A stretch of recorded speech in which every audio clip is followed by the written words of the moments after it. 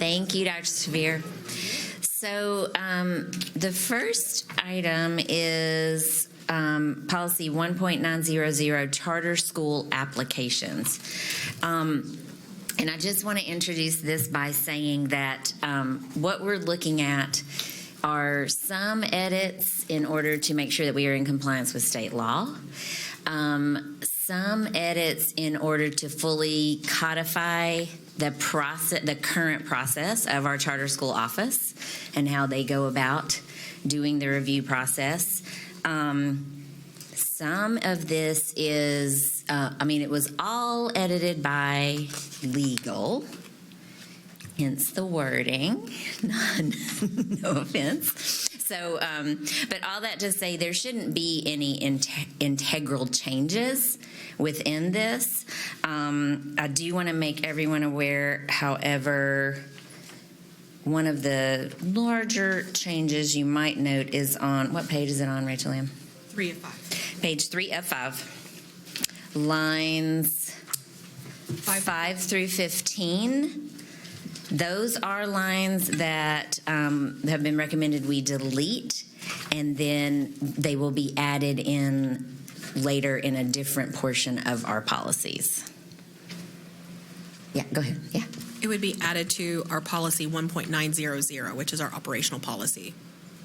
Nope, 901. 1.901. My apologies, I operational. forgot that new one. So, but having said that,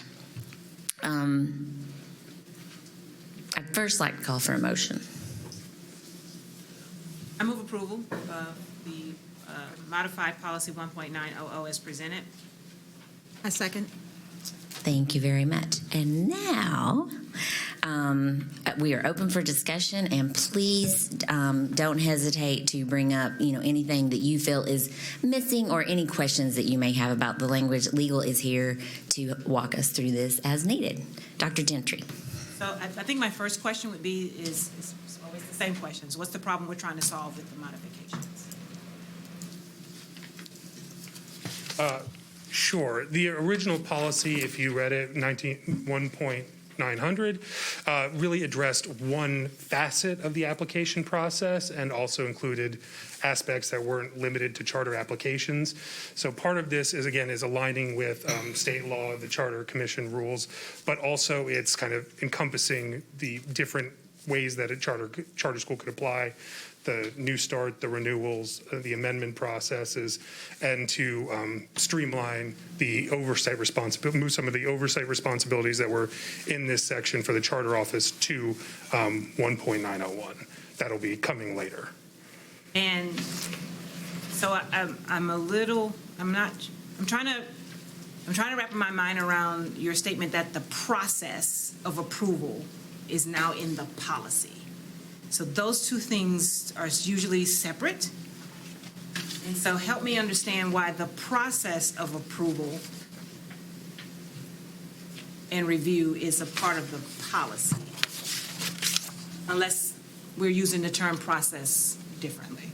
So I was just, it's making the changes to reflect kind of how the state law, how a school would apply, and the steps that go through the application process. But not the process that the charter office uses. No. I'm saying all this so that it gets out there, right? So we're very clear that we're not talking about how the office itself gathers and reviews and convenes to do it, but the process by which a charter can become a charter.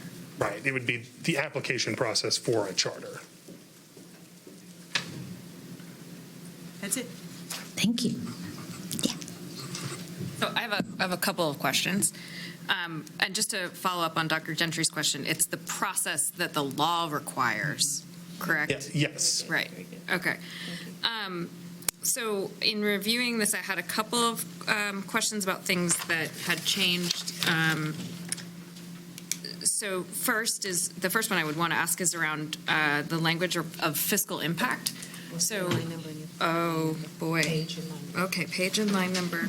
I gotta do a whole thing now. No, that's okay. I should have noted it. It is under. I got to pick the first one that I Is it page 2 of 6, line 34? Hang on, I'll search it.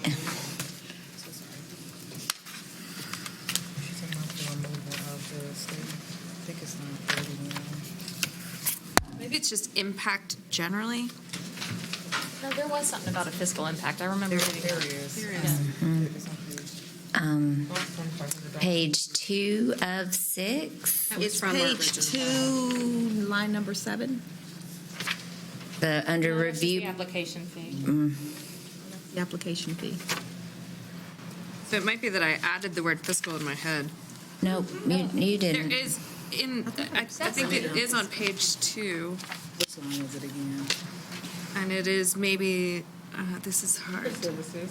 It might be under review process, line 13, the director in coordination with this unified school plan prepared an impact statement.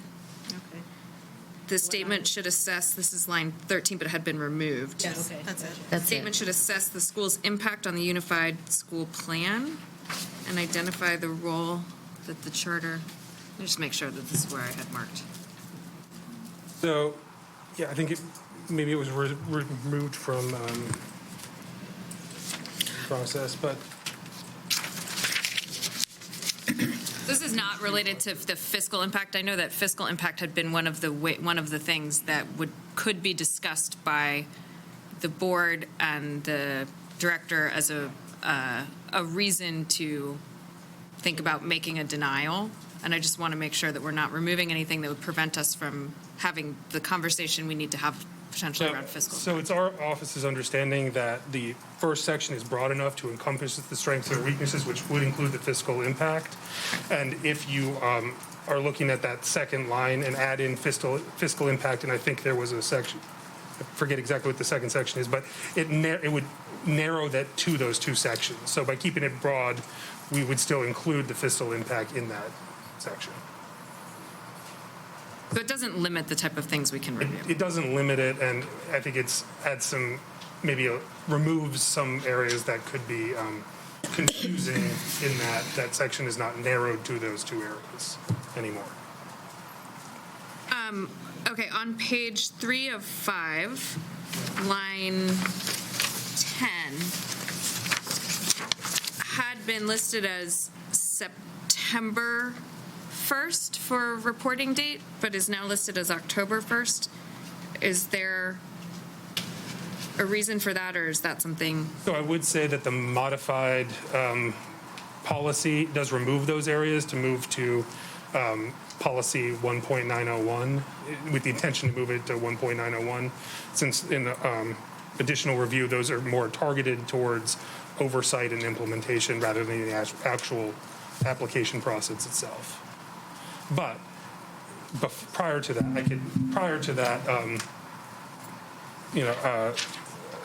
the change was not a legal change, but it could very well be September, and I think that aligns more to Tennessee, the Charter Commission reporting. So going forward, we can make sure that's September. Okay. So that in the 1.901, it would reflect all of the dates that are required and Yes, it would reflect those dates, and we can make sure that when that section is moved to 1.901, that it includes September rather than October. great. And It's right here. yeah. So you're saying that what Contracts to we're be recommended showing here on fiscal lines jeopardy 9 through failure to 15 make on page 3 are going to move to a different policy? Yes, they would move to the policy 1.901. But it's not showing deleted here. That was the modification at the beginning. It's just not showing deleted yet. Some of the questions that we received about this caused us to do an additional review. And in our review, if you look at that section, it talks about kind of annual reporting, which doesn't as much align to an application section as it would to a oversight policy, charter oversight policy, excuse me.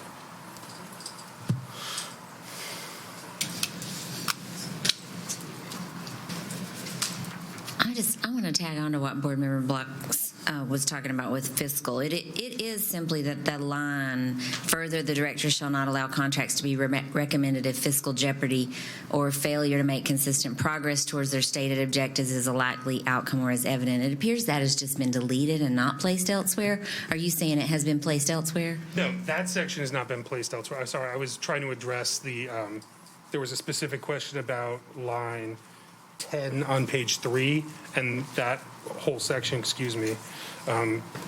lines 5 to 15 will be moved to 1.901. That section, what you asked about, the fiscal impact section, has been deleted just because, again, it does narrow the review after a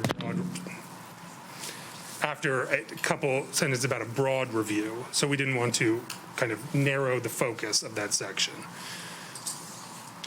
And just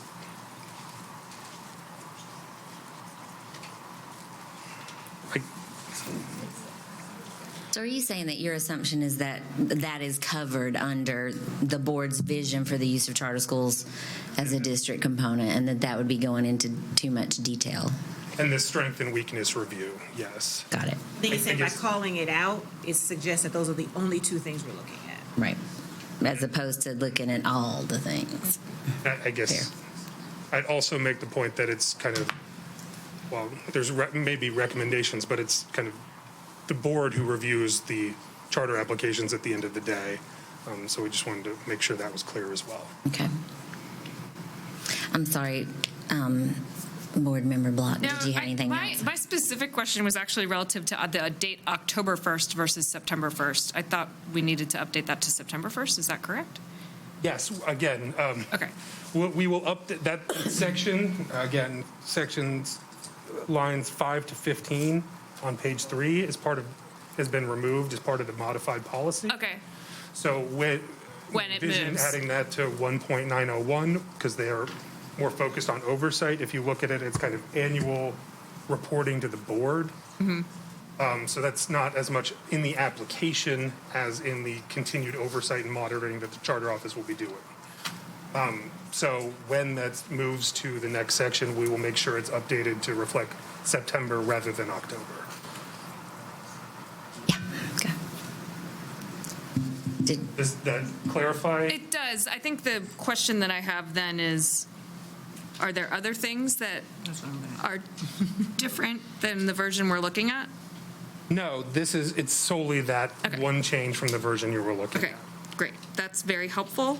And then, so my final question is just the same question, but relative to the 5-year interim report. I'm assuming that element will also be then included in I need to stop asking questions. Yeah. Sorry. My time is up. No, I'm happy to answer any questions you may have. We just have weird sounds coming from places. So that will also be moved to 1.901. I believe so, yes. Okay, great. Thank you. I'll come back to you, Dr. Gentry. Yeah. When is 9.101 coming? We're in the process of working on it. We don't have a hard date for it yet, just because it's a larger comprehensive review. It's a larger section, and is going to include a lot of the oversight that the charter office does. So we'll be looking to do it in the next month, 2 months. So my follow-up question to that is, because the section 5 through 15 is still included in this policy, and if we vote to approve this policy, that means we're going to have to vote to amend it again? I'm confused because... No, my understanding the motion that's before the board right now is with the modification. The modification would be removing that section. That wasn't my motion. My motion was as presented. So we have to, so here's my suggestion. Oh, I'm sorry. Can we just, is there pressure to do this now? And can we approve 900 and 901 together? I have that question as well, because is there any sort of necessity to having the gap between this being approved and then 901 being approved? But there are some issues with just the applications going out, and that's kind of part of the process. I think in the current policy, the application says that the charter, the the application fee will be $500. This policy does allow it to be $2,500, which aligns with state law. So that is one issue that if the board chose to move this to a later date, we'd still be with the previous policy. What sort of jeopardy or danger does that put us in to not have that portion of the policy in existence for as much as 2 months? I think it doesn't, it has more to do with operations and like processes that are currently going on. I don't think that there's any jeopardy from not having that for a short period of time. Oh, sorry. I just want to add some additional context. So we received 5 letters of intent of New Start applications. We have to respond to our New Start applicants. The suggested date was January the 5th from the state board.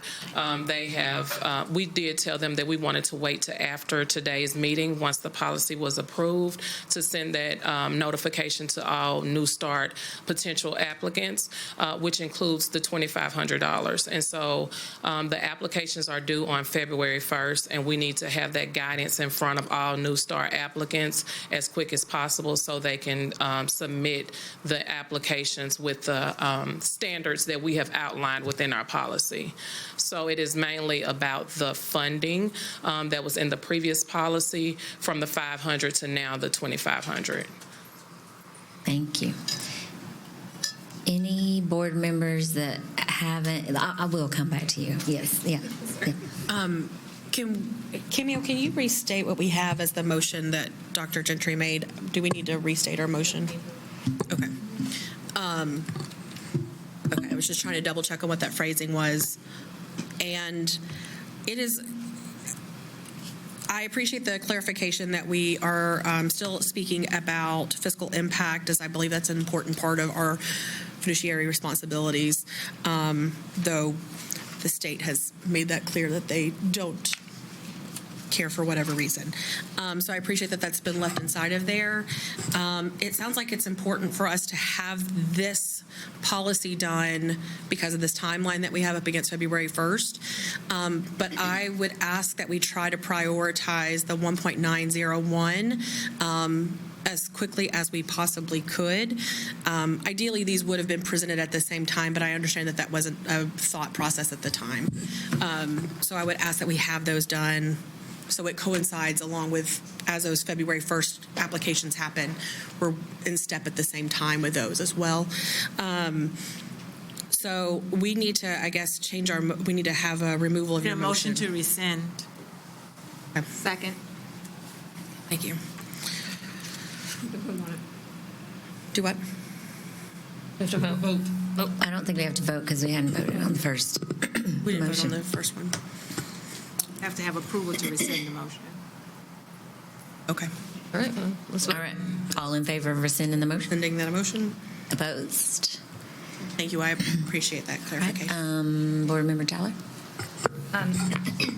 Alternately, we could just make an amendment to say, we will change this to say the sponsor shall pay an application fee of $2,500, and that's the only change we make. And then we can have both of the two presented together with all the different changes at once, and there will be no gap at that point. And I'm Director Roby Grant and Justin, I think the challenge might be once we start this process with these new applicants, you can't change it. Okay. And so, Okay. Middle of the game. yeah, I think that's what's complicated about it. Well received and trying to get 1.901 done and updated as quickly as possible as far as policies, but that's just the complexity of timing and trying to get this before the board and approved. Do any board members who haven't yet spoken have questions, or I think that would be Mays or Player? I just want to be sure I'm fair with the airtime. I have thoughts, but I'm not ready to articulate. Thoughts? Okay. Yeah. See. Just have one question for Jason. The section, page 3, Number 5 through 15, you're requesting what again? That just be removed from policy at this time because we'll be moving it to policy 1.901. Okay, so do we need to vote on that separately before approving this policy? You can approve so you can move Or approval of simultaneous. 1.900 with the Deletion. removal Okay, of gotcha. lines 5 through blah, blah, on page 3 of blah, blah, blah. Perfect, thank you. I would say we could also put forward a motion to approve this without removing those lines. If, make that edit. You know they're moving to another policy, so they need to come out. And we have been told that it's not going to cause an issue to have those lines, living in outer space in between policies, in between time. There shouldn't be any jeopardy. In limbo, okay. Yeah, I'm sorry, Board Member Block, did you get to? My question's answered, but just to confirm, if we are to remove those from this policy, those lines, without adding them to another policy, there's nothing within that needs to occur between now and the time we would approve the other policy that would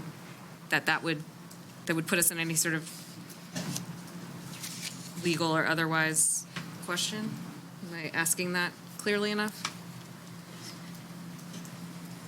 I think that's probably a legal question. I don't believe so, no. The first part is about accreditation. I believe that's a legal requirement. So that would be still included in the charter school if they're, part of part of the charter agreement is that they are going to abide by all law, federal, state, and local laws. So that'd be included in that. And then the second part is about the annual reporting. That occurs in August and September. So there would be a while before annual reporting would be occurring.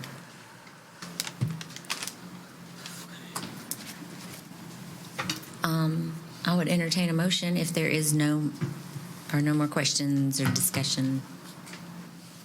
Do the blah, blah, blah thing again? Okay. Good? You good, Abigail? Abigail? You okay? I'm good. You good? Okay. Taking out 5 through 10?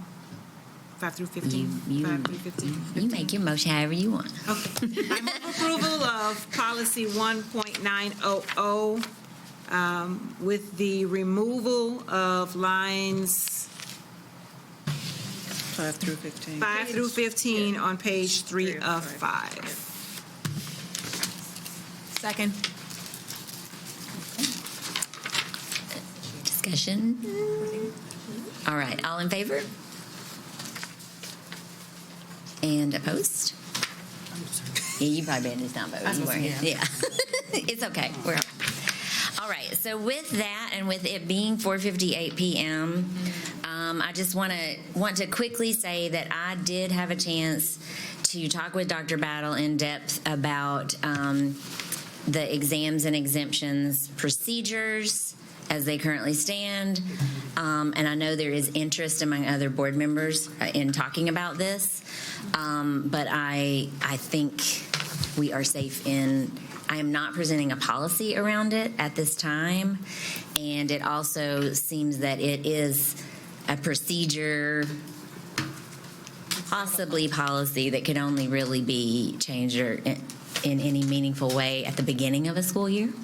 So I think in the interest of time for tonight and in consideration of the fact that that conversation is not absolutely necessary that we have right in this moment, I'm going to suggest that we just go ahead and table that for a future governance committee meeting, if there are no objections to that. All right, and with that, I will adjourn this meeting.